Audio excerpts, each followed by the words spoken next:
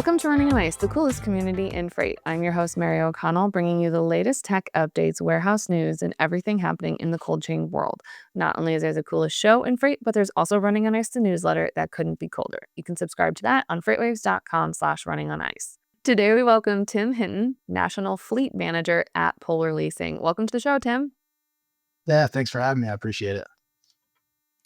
I am looking forward to today. We're kind of getting into the whole use of mobile cold storage and the walk-in coolers and all things like that, which is very exciting to me because I actually the other day I was driving around and I saw a mobile cold storage unit like being driven down the street, and I was with my sister and my cousin and I said, I know where that's going. And they're like, "Where?" And I was like, "Well, I don't know the actual destination, but it's probably going to a restaurant considering we're in like a little restaurant district."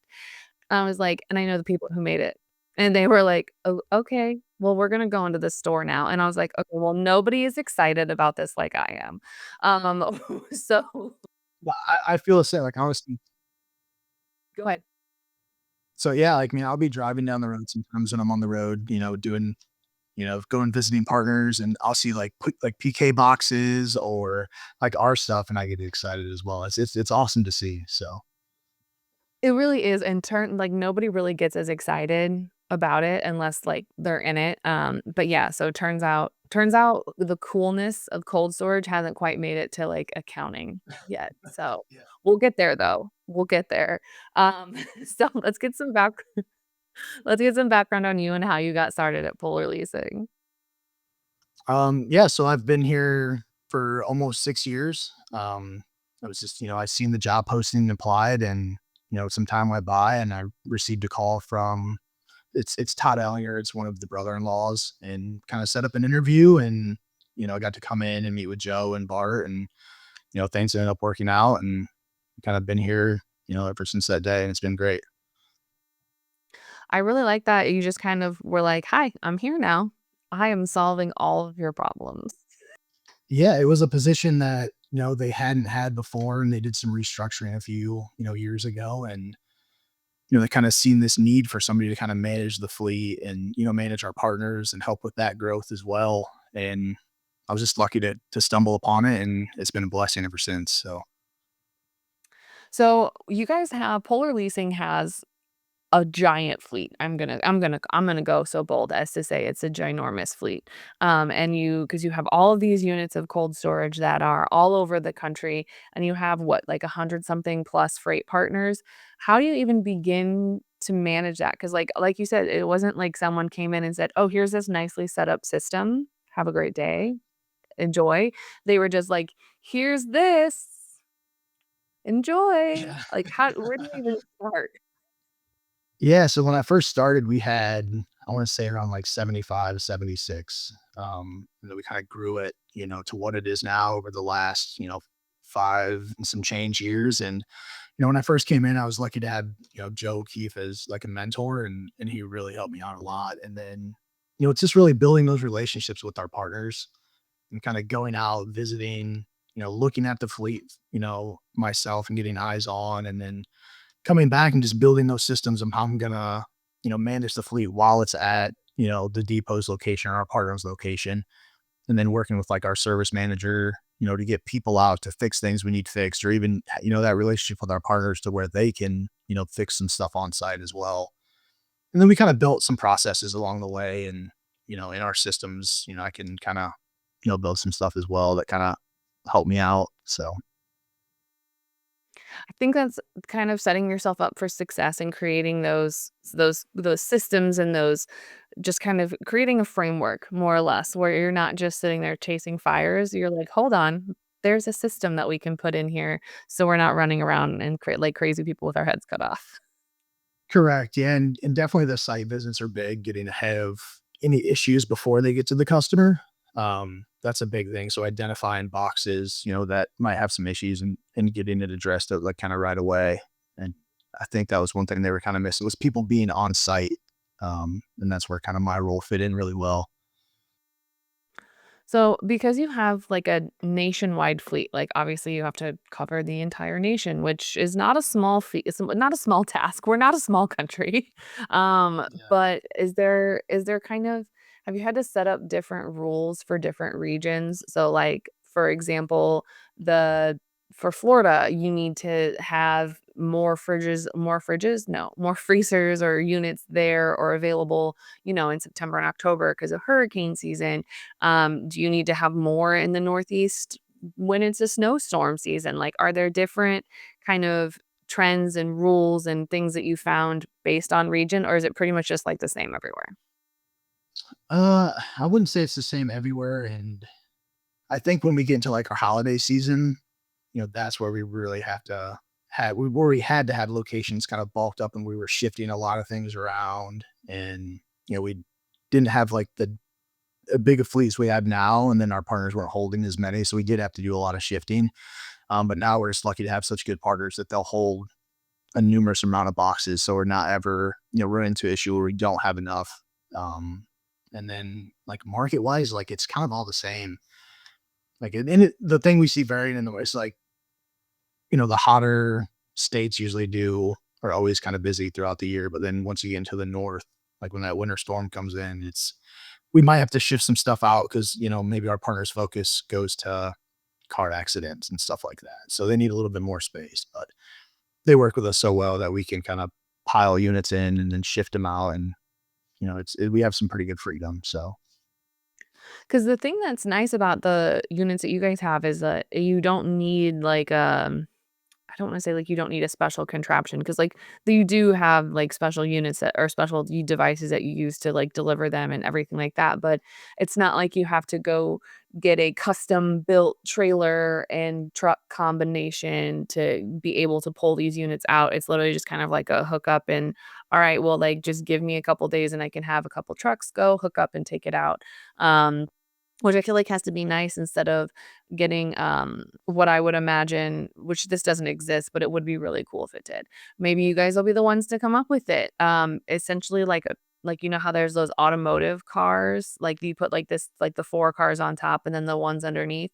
oh It's yeah, something like that for mobile cold storage. Wildly impractical, could not really work in reality because it would get too heavy, but it would be cool if that was, like, a thing. yeah, yeah. Ours are pretty easy to hook up.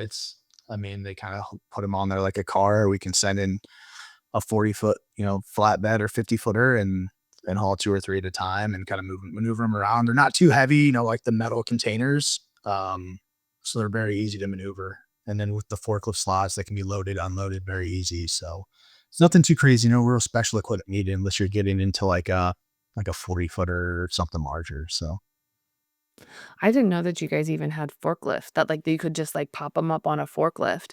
yeah, That's really yeah, the cool because slots now I'm are just picturing, like, a forklift lifting it up and down. yeah, yeah, it's right on the side on the 10 and 20-foot side. You can just go in there and if you got even like a 5, 10K forklift, you can lift one of our units for easy. So they're pretty lightweight. I say they're like a Yeti box on a metal frame. Is like one of the easy ways to describe it. When people ask what they look like or how they, it's just foam, fiberglass, and the steel frame and the components as well. But I do that is the one thing I do like about the inside, and we have talked about the inside of the units a couple times on this show, but I will continue to talk about it because it doesn't have those disgusting seams inside the walk-in. As someone who used to work in a restaurant and accidentally ran her mouth too much about how things were a little dirty in the walk-in, and then you had to sit there and clean everything with, like and you had to clean out the seams of the walk-in in a restaurant. I have never been so happy to know that you don't have those seams. yeah, seamless fiberglass all throughout. And the inside is, I mean, they're very easy to clean too. A power washer, you can just kind of wipe it down. Because they do get kind of dirty sometimes, but they're very easy to clean inside and outside. So, You don't have to sit there with, like, a butter knife, like, right. scraping Yeah. it, Yeah. but that's fine. We won't talk about my time in the restaurants. But going along those lines of food, There has been a huge demand for frozen fruit food. Like, it's been something that's, like, growing at what, like, 10 to 12% year over year. I forget the exact statistics, so nobody quote me on that. But it could for that has to mean that you guys are seeing a huge demand in these walk-in units, and not only that, but also how they're being used now compared to maybe, like, 4 or 5 years ago. Right. Yeah, so we've seen even with some of our accounts that would use them for maybe like holiday stores or out renting year round to store extra food, on site. And then like schools as well will set up, you know, 3 or 4 of these like in the district and then distro their food out to their schools. So that's some of the yeah, it's been really busy in that kind of market with the grocery stores, even with restaurants. They're like they want to store extra food, in bulk, like frozen, and then the schools do it as well. So kind of just like a central location, and then they'll kick everything out. I mean, that would make a lot of sense because if I'm staring down the barrel of a tight budget, which, typically schools and restaurants run on pretty tight margins, you kind of want to take advantage of maybe the sale on bulk chicken nuggets for a school or a restaurant. Who am I to judge if a restaurant wants to serve bulk chicken nuggets?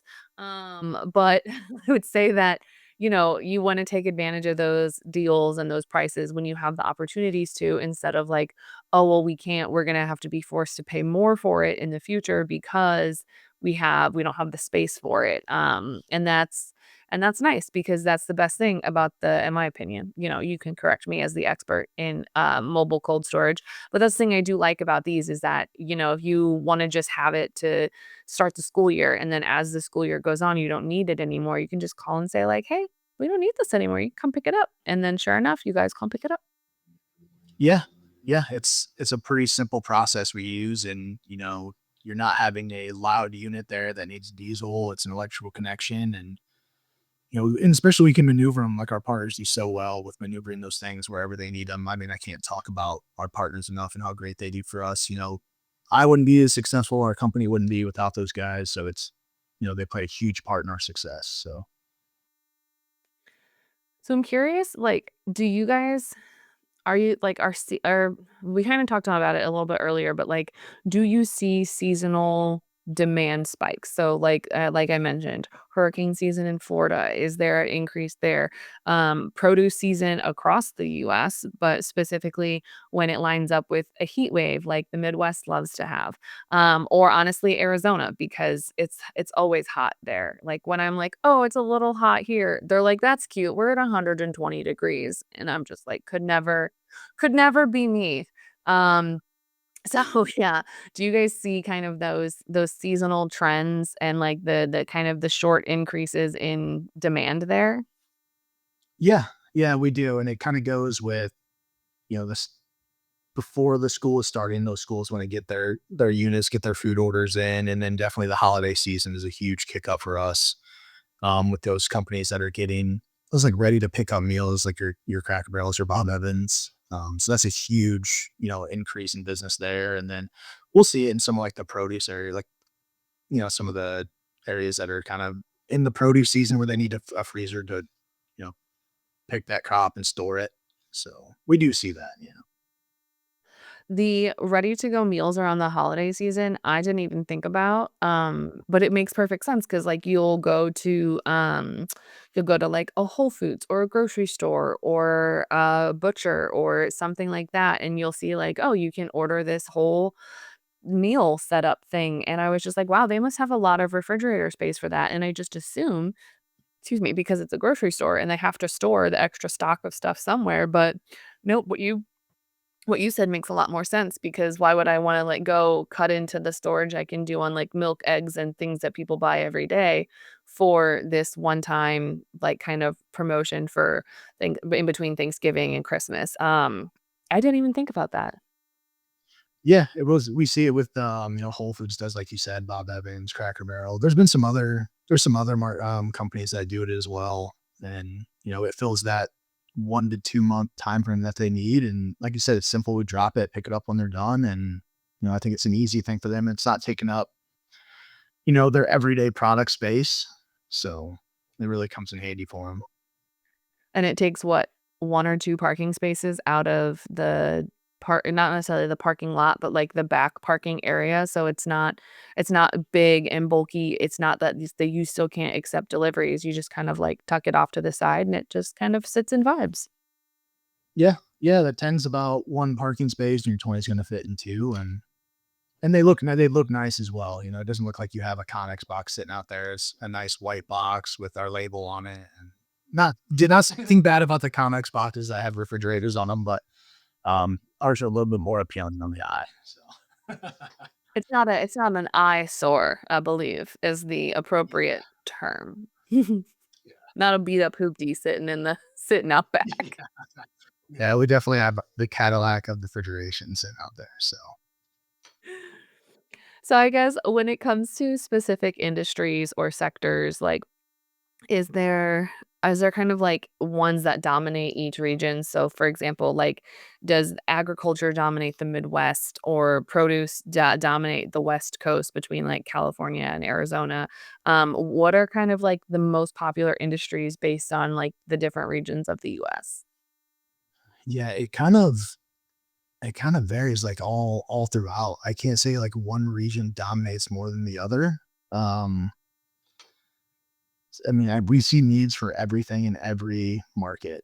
Whether it's your schools, your produce, your grocery market, your mom and pop, hunting lodges have even rented from us. Really, anybody who needs that space, and we really haven't seen like one area dominate more than the other.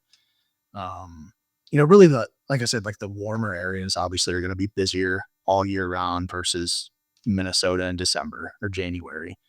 Um, but yeah, when it comes to that stuff, I haven't really seen too much of a one area dominating the other. Which is kind of nice for us. So we can fulfill everybody's need. So Okay, so one of the interesting things that I think we've talked about kind of like where they like when the demand happens, how many people are using it.